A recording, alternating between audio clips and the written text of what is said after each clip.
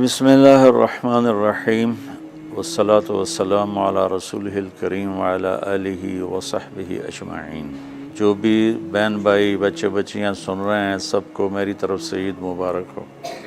عید کی خوشی ہم کیوں مناتے ہیں، پہلے میں یہ تھوڑا سا واضح کر دوں کہ رمضان کا مہینہ اللہ نے پورا ایک ہمارے لیے خوشی کا مہینہ بنایا ہے، جس میں اللہ کی جنت کے دروازے کھول دیے جاتے ہیں، جہنم کے بند کر دیے جاتے ہیں، شیطان قید کر دیے جاتے ہیں، جنت کو روزانہ سجایا جاتا ہے، اللہ کا عرش پہلے آسمان پہ آ جاتا ہے، اللہ کی طرف سے اعلان ہو رہا ہوتا ہے، کوئی بخشش چاہنے والا، کوئی حاجت مانگنے والا، فرض 70 فرضوں کے برابر ہو جاتا ہے اور نفل فرض کے برابر ہو جاتا ہے، اور نفل اور فرض کا فرق اتنا بڑا ہے کہ قیامت تک 2 رکعت نفل پڑھتا رہے تو فرض رکعت کے ایک سجدے کے برابر نہیں، اور اس میں جو مر جاتے ہیں اہل ایمان ان کا حساب نہیں ہوتا،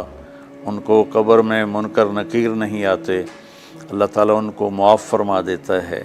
اس طرح 29 دن رات یہ سلسلہ چلتا ہے، اور آخری رات پھر اللہ تعالیٰ اعلان فرماتے ہیں کہ میرے بندوں نے رات کو قیام کیا، یعنی تراویح کی نماز پڑھی، دن میں روزہ رکھا، تو میں نے اس پر ان سب کی بخشش فرما دی۔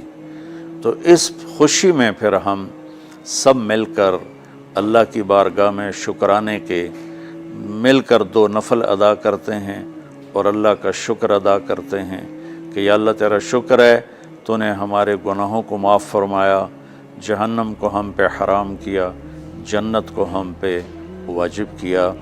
اصل تو عید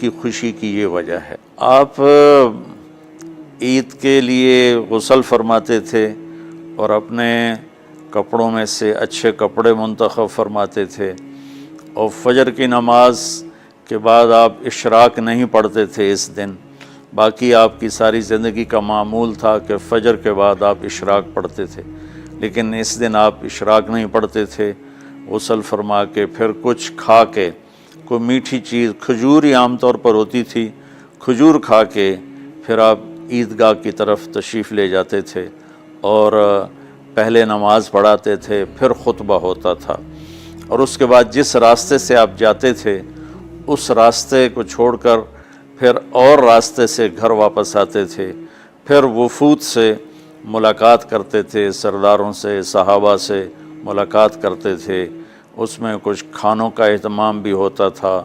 اس طرح ایک عام روٹین کی عید ہوتی تھی آپ کی، ملاقاتیں کرنا، کھانوں میں جانا اور اچھے کپڑے پہننا، سب کو خوشی سے ملنا، یہ عید الفطر پر آپ کا یہ معمول تھا۔ باقی جو اداسیاں ہیں، ڈپریشنیں ہیں، اس کی وجہ آپس کی محبتوں کا کم ہو جانا ہے، اور دنیا کی ایسی دوڑ جس نے اپنے آپ کو بھی بھلا دیا ہے، اور آپس کی نفرتیں ہیں اور آپس کے بغض، حسد ہیں، ان منفی جذبوں نے ہماری خوشیوں کو دھندلا دیا ہے، ورنہ رمضان کا ہر لمحہ خوشی کے لیے ہے، اور عید اس کی پیک ہے، اور پوری زندگی اللہ راضی ہو رہا ہو تو خوشی ہی خوشی ہے۔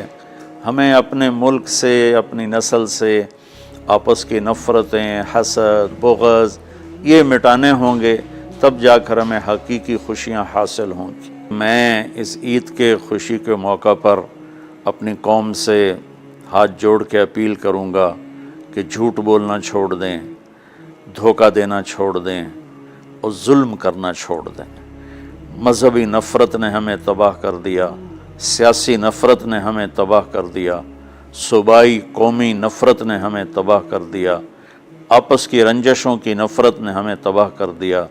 میں ساری قوم کے سامنے جھولی پھیلا کر چاروں صوبوں کے رہنے والوں سے اور ہر مکتب فکر سے متعلق اہل ایمان سے یہ درخواست کرتا ہوں کہ آئیں ہم سچائی کو اپنا ساتھی بنائیں اور دیانتداری سے اپنے آپ کو آراستہ کریں، اور انصاف کا ساتھ دیں، نہ ظالم بنیں نہ ظالم کا ساتھ دیں۔ اسلام 2 چیزوں کا مجموعہ ہے، ایک اللہ کا حق ہے جو عبادات کی شکل میں ہے، اور ایک اللہ کے بندوں کا حق ہے جو اخلاقیات اور معاملات اور معاشرت کی شکل میں ہے۔ یہ دونوں کمپلسری پیپر ہیں، دونوں لازمی پیپر ہیں، ان دونوں میں پاس ہونا ضروری ہے۔ میری نماز اچھی ہے لیکن میری دکان پہ جھوٹ ہے تو نماز اس جھوٹ کی کمی کو پورا نہیں کر سکے گی۔ میری دکان پہ سچ ہے لیکن میں نماز نہیں پڑھتا تو میرا یہ سچ بولنا میرے نماز کی کمی کو پورا نہیں کر سکتا۔ اللہ کے نبی نے دنیا سے جاتے ہوئے 2 لفظوں میں سارا دین بتا دیا تھا۔ جب آپ کے جانے کا وقت قریب تھا تو آپ 2 لفظ دہرا رہے تھے، الصلاۃ وما ملکت ایمانکم، میری امت میرے بعد ایک نماز نہ چھوڑنا، اور ایک امت کے غریب مسکین لوگوں سے، نوکر غلاموں سے اچھا سلوک کرنا۔ یہ 2 الگ الگ ڈیمانڈ ہیں۔ جیسے پانی پینے سے روٹی کی کمی پوری نہیں ہو سکتی اور روٹی کھانے سے پانی کی کمی پوری نہیں ہو سکتی، یہ دونوں الگ چیزیں ہیں۔ اخلاق کو عبادت کی کمی پر نہیں کر سکتی، اور عبادت کی کمی اخلاق کو اور اخلاق کی کمی کو عبادت پورا نہیں کر سکتی۔ ان دونوں چیزوں میں پاس ہونا ضروری ہے، تب جا کر ایک معتدل معاشرہ وجود میں آتا ہے۔ ایک حدیث سنا کے بات ختم کرتے ہیں۔ میرے نبی وضو فرما رہے تھے تو صحابہ آپ کے وضو کا پانی گرنے نہیں دے رہے تھے، نیچے سے لے کر کوئی پی رہا تھا، کوئی منہ پہ مل رہا تھا۔ تو آپ نے فرمایا ما یحملکم علی ھذا، یہ کیا کر رہے ہو؟ وہ کہنے لگے یا رسول اللہ، اللہ اس کے رسول کی محبت میں کر رہے ہیں۔ تو آپ نے فرمایا میں تمہیں بتاتا ہوں اللہ اس کے رسول سے محبت کرنے والا کون ہوتا ہے۔ فَلْيُسْتِقِ الْحَدِيثَ إِذَا حَدَّثَ، اللہ رسول سے محبت کرنے والا وہ ہوتا ہے جو ہمیشہ سچ بولتا ہے۔ فَلْيُؤَدِّ الْأَمَانَةَ إِذَا تُؤْمِنَ، جو ہمیشہ امانت داری سے کام لیتا ہے، کبھی دھوکہ فراڈ نہیں کرتا۔ فَلْيُحْسِنْ جِوَارَ مَنْ جَاوَرَهُ، اور جو ہمیشہ اپنے پڑوسیوں کے ساتھ اچھا سلوک کرتا ہے، پڑوسی اپنے ہوں، غیر ہوں، مسلم ہوں، نان مسلم ہوں، وہ ان کے ساتھ اچھا سلوک کرتا ہے۔ یہ 3 نشانیاں ہیں عشق رسول کی۔ یہ 3 باتیں میری قوم اپنا لے تو یہ اندھیرے اجالوں میں انشاءاللہ تبدیل ہو جائیں گی۔ دنیا کے لیے قانون ہے اللہ تعالیٰ کا کہ جس قوم میں انصاف، دیانتداری اور سچائی ہوگی انہیں اللہ عروج دے گا، وہ مسلم ہو یا نان مسلم ہو۔ اور جن ملکوں میں، قوموں میں بددیانتی ہوگی، ظلم ہوگا، جھوٹ ہوگا، وہ زوال کا شکار ہوں گی۔ ساری ویسٹرن دنیا تو لیڈ نہیں کر رہی، ہمارے جیسے ملک بھی ہیں جہاں یہ ساری چیزیں ہیں تو وہ ہماری طرح ہی ذلیل ہیں اور ہماری طرح ہی وہ خوار ہیں۔ چند ایک ملک ہیں جنہوں نے ان چیزوں کی رعایت کی ہے تو وہ اس وقت لیڈنگ رول میں ہیں، لیڈنگ ماڈل میں ہیں۔